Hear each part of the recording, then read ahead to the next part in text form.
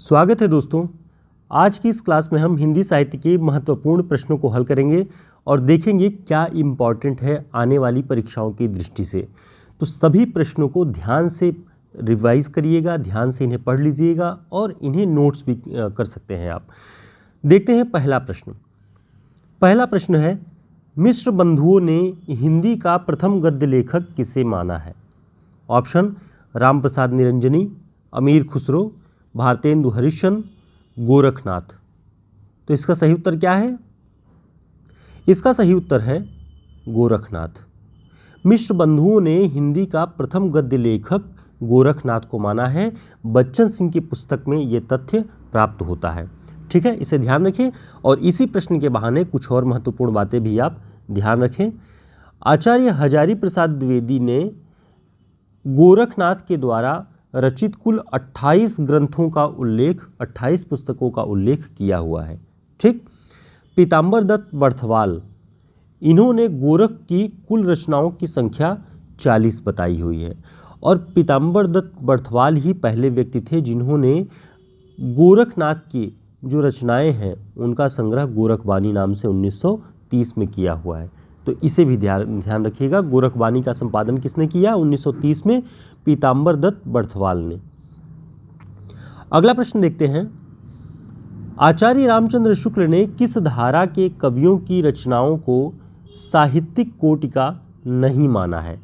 नीचे जो नाम दिए गए हैं इनमें से किस धारा की रचनाओं को साहित्यिक कोटि का नहीं माना है? ऑप्शन रासो साहित्य, सिद्धों और नाथों के साहित्य को, रीतिमुक्त धारा के साहित्य को, श्रृंगारिक रचनाओं को। तो इसका सही उत्तर क्या होगा? इसका सही उत्तर है सिद्धों और नाथों के साहित्य को। आचार्य रामचंद्र शुक्ल सिद्धों और नाथों के साहित्य को संप्रदाय विशेष से जुड़ी हुई रचनाएं कहा, सांप्रदायिक रचनाएं कहा और कहा कि ये साहित्यिक कोट में नहीं आती हैं। तो इन्हें आपको ध्यान रखना होगा। अगला प्रश्न देखते हैं। आदिकाल का कौन सा कवि स्वयं को अभिमान मेरु कहता था?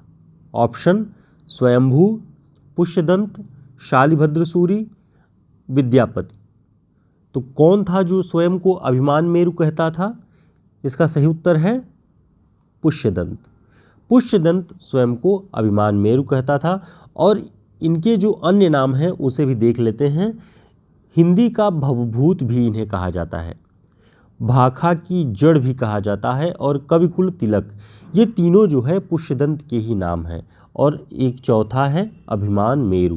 तो इसे पूरा बहुत अच्छे से ध्यान रखिएगा। अभी जो पिछली यूपी हायर की परीक्षा हुई है उसमें पूछा गया था कि अपभ्रंश का व्यास और वाल्मीकि किसे कहा जाता है। तो बहुत सारे लोगों ने पुष्यदंत बताया हुआ है, लेकिन जो कॉम्पिटिटिव एग्जाम के बुक्स हैं उन सभी में और अलग अलग जगहों पर स्वयंभू का नाम आता है कि वाल्मीकि और व्यास कहा जाता है उन्हें। ठीक है, तो ध्यान रखिएगा इस बात को। ऐसे प्रश्न बन जाते हैं परीक्षाओं में।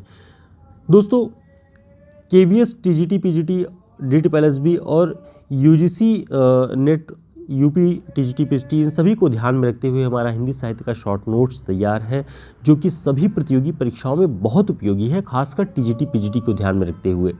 इसमें हिंदी साहित्य का इतिहास, भारतीय एवं पाश्चात्य काव्यशास्त्र, भाषा विज्ञान, 40 बड़े रचनाकारों पर रचनाकार विशेष, वन लाइनर और प्रैक्टिस सेट, पूरे 215 पृष्ठ का ये नोट्स है, इसमें आपको मिलेगा। बहुत उपयोगी है।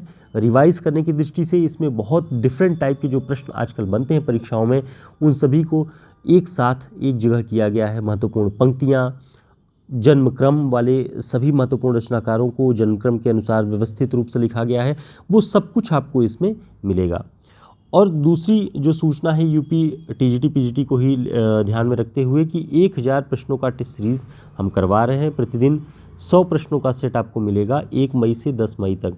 तो आप इससे जुड़ सकते हैं, रिवाइज कर सकते हैं ताकि आपके पास परीक्षा के 1 महीने पहले तक इस तरह के प्रैक्टिस सेट या टेस्ट सीरीज़ होंगे तो आप अपना पूर्वानुमान कर सकते हैं अपनी तैयारी का। और 1 महीने जो समय बचेंगे उसमें आप उन अपनी कमियों पर ध्यान से उस पर मेहनत कर पाएंगे।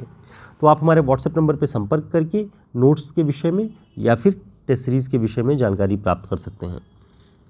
अगला प्रश्न देखते हैं। हिंदी पर्शियन वोकेबुलरी इस पुस्तक के लेखक कौन हैं? ऑप्शन ग्रियर्सन, लल्लूलाल, सदल मिश्र, फादर कामिल बुल्के। तो इसका सही उत्तर क्या है? इसका सही उत्तर है सदल मिश्र। हिंदी पर्शियन वोकेबुलरी ये पुस्तक सदल मिश्र की है। इनकी अन्य रचनाएं भी ध्यान से देख लेते हैं। चंद्रावली या नासिकेतोपाख्यान, चंद्रावली का नाम ही नासिकेतोपाख्यान है, ध्यान रखेंगे, 1803 में है। और इन्होंने ही, सदल मिश्र ने ही रामचरित्र नाम से एक रचना 1806 में लिखी और 1809 में ये पुस्तक थी जो प्रश्न में पूछा गया है। तो इनके सन भी आप ध्यान रखेंगे। अगला प्रश्न है,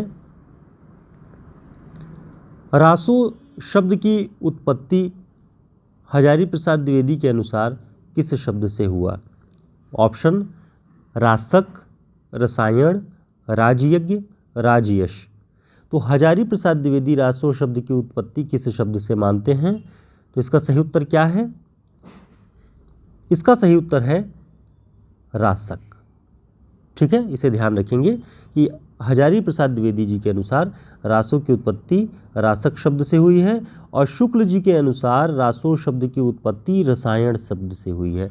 तो ये आपको ध्यान रखना होगा। बहुत छोटे प्रश्न हैं, लेकिन अगर ये प्रश्न पूछे गए तो आपके नंबर बनते भी हैं और बिगड़ते भी हैं। तो इन्हें इस दृष्टि से तैयार रखिएगा कि इनमें आपकी गलतियां न हों। ठीक है, अगला प्रश्न देखते हैं।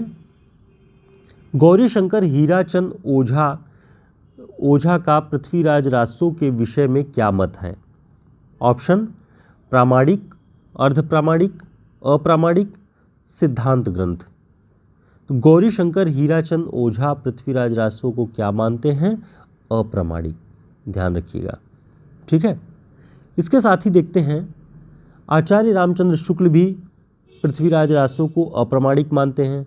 आचार्य हजारी प्रसाद द्विवेदी ये अर्धप्रामाणिक मानते हैं और मिश्र बंधु, श्याम सुंदर दास और कर्नल टॉड ये प्रामाणिक मानते हैं।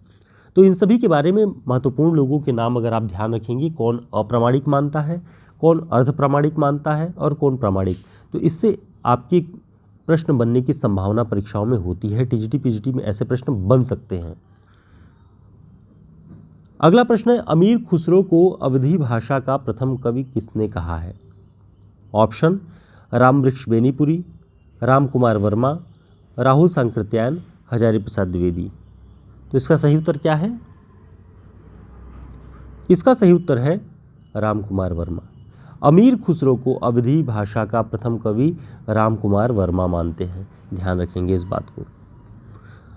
अगला प्रश्न है, निम्न में से कौन विद्वान अपभ्रंश को हिंदी से अलग मानता है?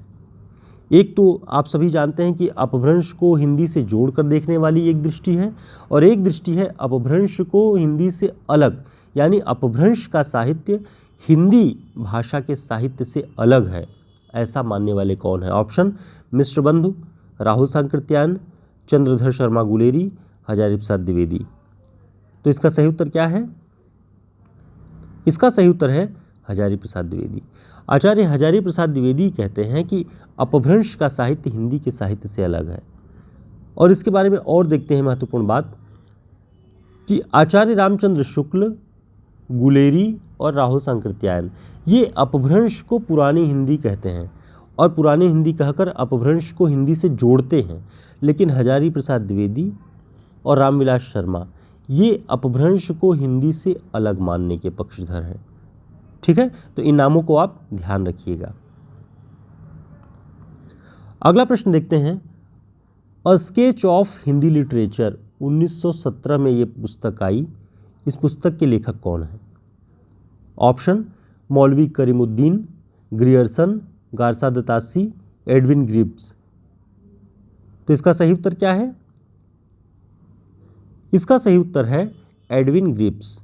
अ स्केच ऑफ हिंदी लिटरेचर 1917 में एडविन ग्रिब्स ने लिखा है। ठीक है, मौलवी करीमुद्दीन की किस रचना के बारे में आप जानते हैं? कमेंट करके जरूर बताएं। मौलवी करीमुद्दीन, इनका नाम उल्लेखनीय है, किस रचना की वजह से ये जाने जाते हैं? आप कमेंट करके जरूर बताइएगा। अगला प्रश्न है, मिश्रबंधु विनोद कितने भागों में प्रकाशित है? ऑप्शन 6, 4, 5, 2। तो इसका सही उत्तर क्या है? इसका सही उत्तर है 4। मिश्र बंधु विनोद 4 भागों में प्रकाशित है। प्रथम 3 भाग जो हैं वो 1913 में है और चौथा भाग 1934 में है। तो ध्यान रखिएगा, ये महत्वपूर्ण बात है। मिश्र बंधु विनोद 4 भागों में, प्रथम 3 जो है 1913, चौथा 1934। दोस्तों, ये सारे प्रश्न आपकी परीक्षाओं की दृष्टि से बहुत महत्वपूर्ण हैं। आप सभी इन प्रश्नों को सभी परीक्षाओं की दृष्टि से उतना ही उपयोगी पाएंगे, क्योंकि ये सब प्रश्न स्तरीय परीक्षाओं में पूछे ही जाते हैं। हमारे लाइव क्लास का जो इन्फॉर्मेशन है वो आपको हमने इसके पहले भी कई सारे वीडियोस में दिया हुआ है कि हरियाणा लोक सेवा आयोग से आयोजित होने वाली परीक्षा, असिस्टेंट प्रोफेसर की जो परीक्षा होगी हिंदी साहित्य की, उसके कोर्स को पूरा करने के लिए हमने ये ऑनलाइन लाइव क्लासेस शुरू की हुई है। इसमें समस्त काव्य रचनाएं, समस्त गद्य विधाएं, हिंदी साहित्य का इतिहास, प्रैक्टिस सेट और वन लाइनर के रूप में हम इसे पूरा पढ़ाएंगे, जो पूरी रचनाओं पर आधारित होगा। तो प्रारंभिक और लिखित परीक्षा की दृष्टि से जितने भी महत्वपूर्ण पॉइंट्स होंगे वो सभी इसमें डिस्कस किए जाएंगे। अगस्त 2025 तक वैध रहेगा। अगर आप रजिस्ट्रेशन करते हैं, हमारे व्हाट्सएप नंबर पर संपर्क करके आप जुड़ सकते हैं और अगस्त तक आपके पूरे पाठ्यक्रम को कंप्लीट किया जाएगा। फिर मिलते हैं एक नई क्लास में नए प्रश्नों के साथ। तब तक के लिए नमस्कार, शुभकामनाएं।